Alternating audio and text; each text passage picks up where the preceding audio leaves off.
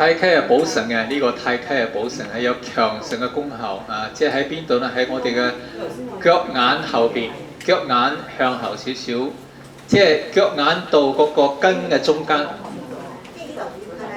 係啦，我哋呢個後邊有條筋噶嘛，係嘛？腳眼同筋嘅中間呢個呢位就係太溪啊，補腎嘅呢個位置非常之好，補腎嘅。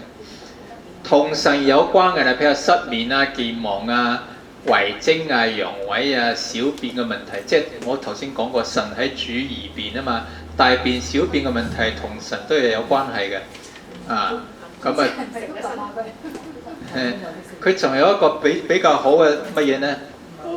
你哋可能唔知啦，嗱，睇住啊，睇住呢個啊，消渴。消渴係咩意思咧？就係糖尿病。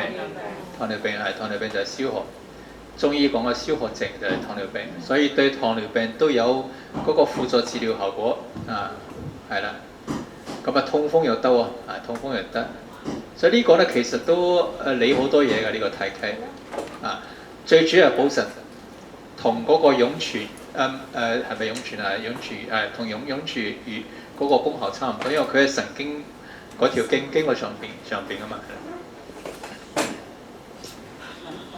即係呢啲常用嘅穴位咧，我哋都要知道下。請你講。頭先你講嗰個咧係依嘅手指中間咧，因為係呢條線。呢條線，嗰條線。呢條線撳落去。係啦，呢條線係做一個標準，對住你嗰個虎口呢個筋啊。哦，呢條線。呢條線對住呢條筋，跟住就印落去，咁啊就呢個位置啦。